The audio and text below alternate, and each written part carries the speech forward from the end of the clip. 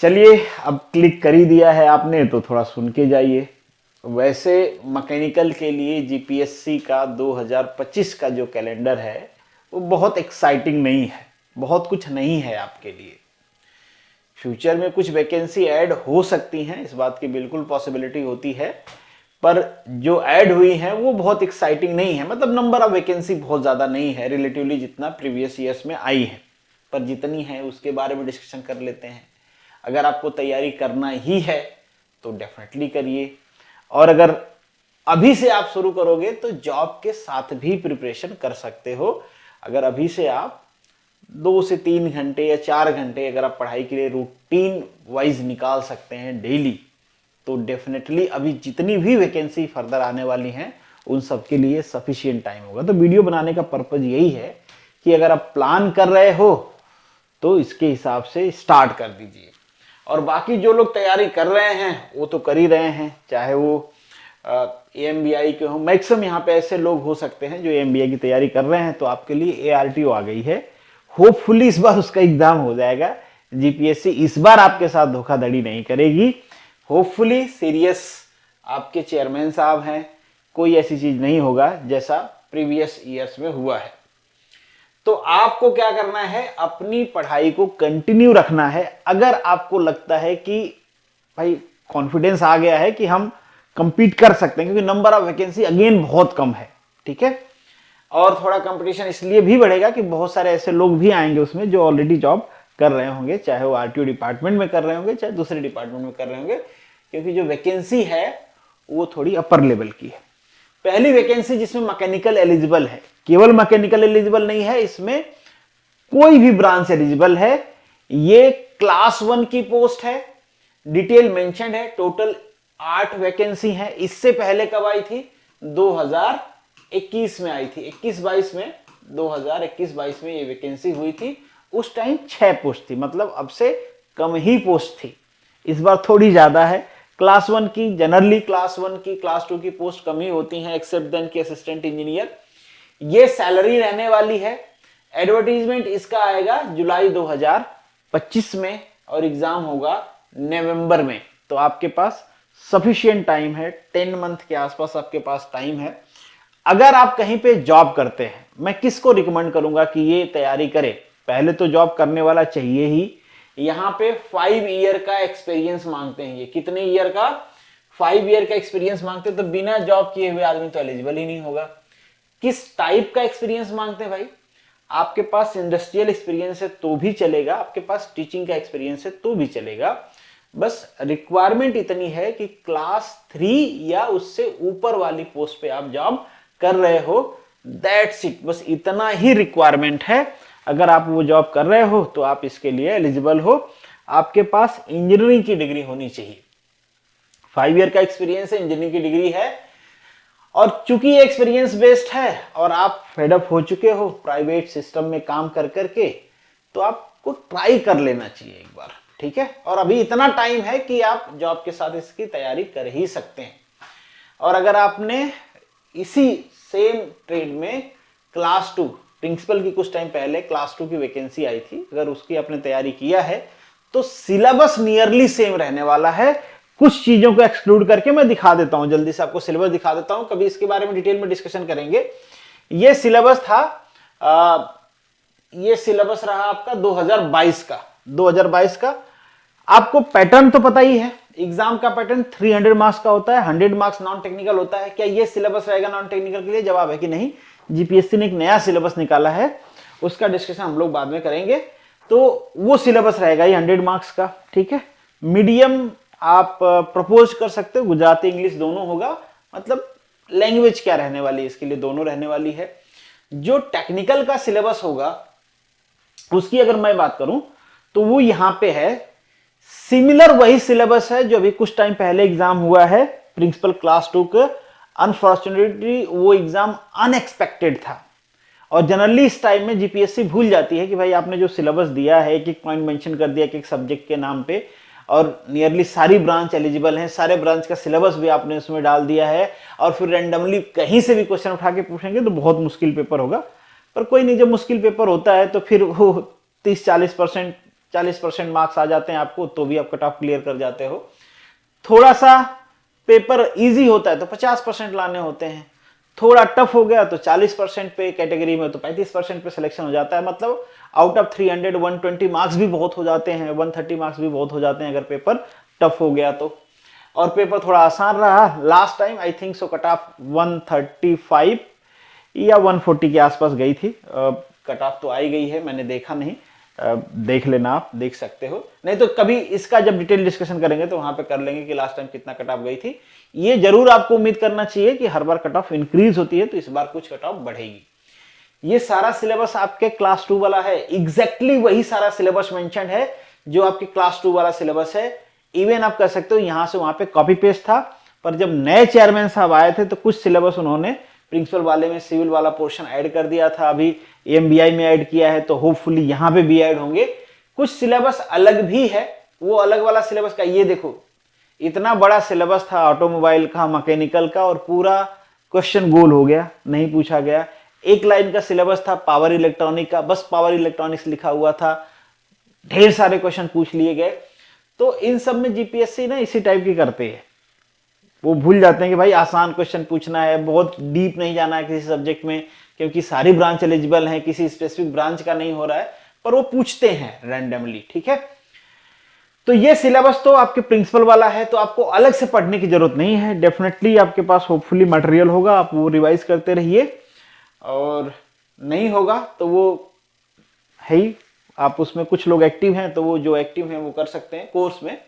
बाकी ये चीजें हैं एडिशनली, ये एक्ट है बेसिकली, क्लास 1 में एक्ट एडिशनली ऐड किया जाता है, फुली यहां पे भी रहेगा। इसमें कुछ मॉडिफिकेशन हो सकते हैं, ठीक है, कुछ मॉडिफिकेशन हो सकते हैं, तो वो मॉडिफिकेशन होंगे, पॉसिबल है, वो तब पता चलेगा जब सिलेबस आएगा। बट ये बहुत बड़ा नहीं है, आप इसको मतलब ये छोटे छोटे टॉपिक्स हैं, आप कर सकते हैं आसानी से, ठीक है। पर ये उनके लिए है जो एक्सपीरियंस होल्डर है, उनका क्या जो एक्सपीरियंस वाले नहीं है, ठीक है। मैं इसकी बात कर रहा था ना, यहाँ पे जो लोग हैं, ये वाला जो पोर्शन है इसमें आ जाएगा, या मटेरियल होगा तो आप खुद से भी पढ़ सकते हो, और कभी डिटेल में डिस्कशन करेंगे इसके सिलेबस के बारे में। अभी छोड़ते हैं, अभी बात करते हैं नेक्स्ट वैकेंसी की।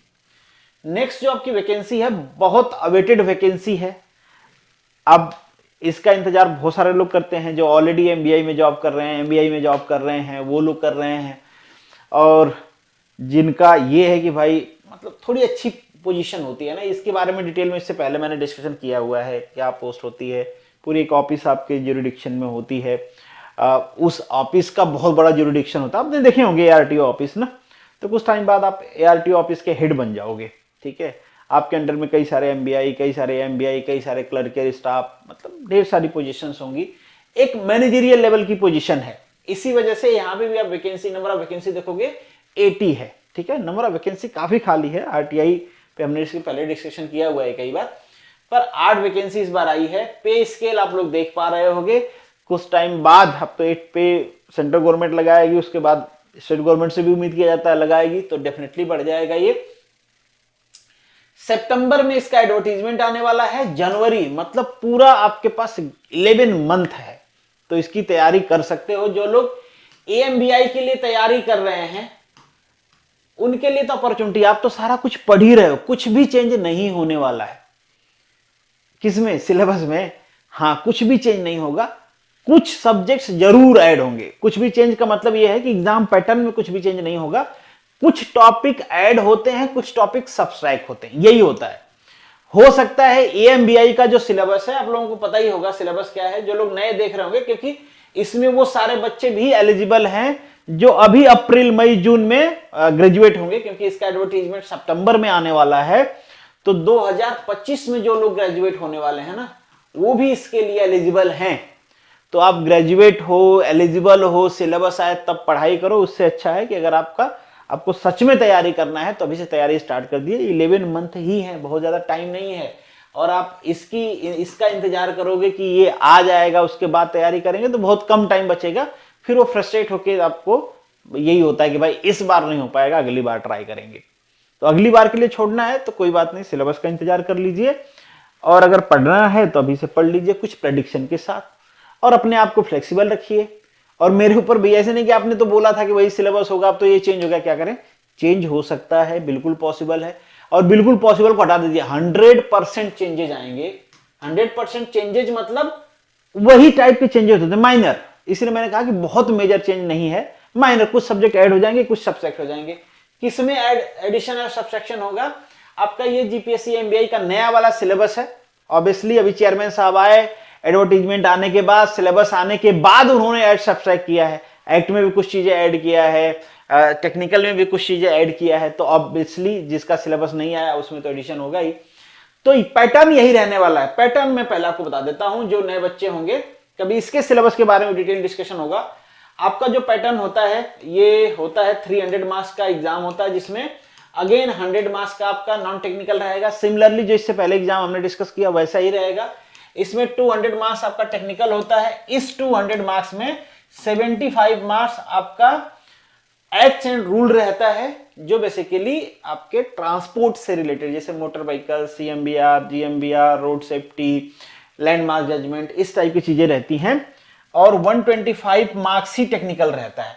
अब बताओ 125 मार्क्स में पूरा मैकेनिकल इंजीनियरिंग, पूरा ऑटोमोबाइल इंजीनियरिंग इनको कवर करना है, तो फिर कितना ज्यादा सिलेबस के ऑप्शंस हैं जीपीएससी के पास? बहुत ज्यादा मॉडिफाई करने के ऑप्शंस है नहीं, क्योंकि ऑलरेडी वो सिलेबस जो टेक्निकल वाला है वो ऑलरेडी दिया गया है, दिया गया भी है, और उसमें से उनको पूरा सिलेबस में से पूछना भी नहीं है। पर वो जो एक्ट और जो टेक्निकल की हम बात कर रहे हैं, उसका सिलेबस यही रहने वाला है। सिलेबस में बहुत ज्यादा चेंजेस नहीं है, इसलिए चेंजेस नहीं होगा भाई, है नहीं, ये तो नहीं कह सकते, पर पॉसिबिलिटी या ऑप्शन या एरिया कम है या रूम कम है कि जीपीएससी क्या चेंज करेगी। तो ये सब चीजें आप पढ़ ही रहे हो। इसमें क्या हो सकता है कि किसी टॉपिक में ऐड हो गया, कोई नया सब्जेक्ट ऐड कर देंगे, जो छूटा हुआ उनको लगेगा कि भाई क्लास 2 की वैकेंसी है, थोड़ा बड़ा सिलेबस कर दो, तो कुछ ऐड कर देंगे। लगेगा भाई कुछ नया ऐड कर रहे हैं, ज्यादा सिलेबस हो रहा है, 125 मार्क्स का ही पूछना है, तो कुछ सब्सट्रैक्ट कर देंगे। ये सब बिल्कुल पॉसिबिलिटी है, ये चीजें हो सकती हैं। और ये आपका जो एक्ट एंड रूल वाला पोर्शन है ये सिमिलर रहेगा, पर एग्जाम पैटर्न होपफुली सेम रहने वाला है। तो अगर आप तैयारी कर रहे हो तो बहुत अच्छी बात है, नहीं कर रहे हो, अभी आप अपने फाइनल ईयर में हो, तैयारी करना चाहते हो, तो आप तैयारी शुरू कर सकते हो। ठीक है, थोड़ा सा मैंने कोर्स में, इसका कोर्स है बेसिकली, तो अगर आप चाहो तो ले सकते हो। मनु एकेडमी ऐप डाउनलोड कर लीजिए, या फिर आप यहां से भी बाई कर सकते हो, पर रिकमेंडेड होगा कि आप ऐप से बाई करते हो तो कर लीजिए। ये एक एक्ट का पोर्शन है, कवर करता है, और ये ड्रोना बैच है जिसमें टेक्निकल का पोर्शन आपका है। तो एआरटीओ के लिए भी यही कोर्स रहेगा। जो भी आपके एआरटीओ के सिलेबस में चेंजेस होंगे यहाँ पे अपडेट करा दिए जाएंगे। ठीक है, और आप अभी एमबीए की तैयारी पूरे जोश के साथ करिए, फिर आप प्लान करिएगा कि आपको क्या करना है, क्योंकि सिलेबस सेम रहने वाला है। जो नए लोग हैं उनको मैं रिकमेंड करूंगा कि अगर आप बाई करना चाहते हो, इनरोल होना चाहते हो, तो 14 मंथ के साथ इनरोल होना, क्योंकि वही कोर्स आपका जो टाइमलाइन है उसको कंप्लीट करेगा। और एक्सटेंड होगा, अगर मान लीजिए आपका एग्जाम, तो अब एक्सटेंड होगा। अगर आप 6 मंथ का बाई करते हो तो उसमें एक्सटेंशन नहीं है, वो 6 मंथ का एमबीआई के लिए ही घटाया गया था टाइमलाइन, बहुत सारे लोगों के रिक्वेस्ट के बाद। ठीक है, अफोर्डेबल बनाया गया था कि कम टाइम के लिए वो लोग कर लें। ठीक है, बाकी कुछ और एग्जाम्स हैं, उनके बारे में भी डिस्कशन कर लेते हैं। तो इसके बाद एमबीआई के बाद 2 और एग्जाम है, एक डेप्यूटी एग्जीक्यूटिव का है, एक एग्जीक्यूटिव का है। ये दोनों एग्जाम का भी टाइमलाइन, सैलरी आप देख सकते हो। थोड़े से एग्जाम डिफरेंट टाइप के होते हैं, थोड़े कम बच्चे प्रिपरेशन करते हैं, क्योंकि इनका एग्जाम पैटर्न अलग होता है। अब यहाँ पे एग्जाम पैटर्न डिस्कस करूंगा तो वीडियो हो जाएगी काफी लंबी। इंडिविजुअली अगर आपका इंटरेस्ट होगा तो अब जितने भी हमने डिस्कशन किए हैं उन सब के बारे में 1 बाय 1 करके डिस्कशन करेंगे। इन दोनों का जनरली मैं, या मुझे लगता है कोई पढ़ाता नहीं, क्योंकि इनका सिलेबस बहुत ब्रॉड होता है, वो फिजिबल नहीं होता है कराना। तो अगर आप इसकी तैयारी करना चाहते हो, अगर कोई करा रहा होगा कोर्स, तो आप बाय भी कर सकते हो, पर मोस्ट प्रोबेबली मुझे नहीं लगता कोई करा रहा होगा। ये जनरली जो बच्चे करते हैं, अब तक जो करते आए हैं, वो खुद ही से प्रिपरेशन करते हैं। बाकी आपकी मर्जी, अगर आपको कहीं पे मिलता है कोर्स तो आप बाय भी कर सकते हैं, खुद से भी पढ़ सकते हैं, दोनों लोगों का सिलेक्शन होता है। तो बाकी कोई डाउट है तो कमेंट बॉक्स में आप लिख सकते हैं। मिलेंगे नेक्स्ट वीडियो में, तब तक के लिए all the best, good luck and जय हिंद।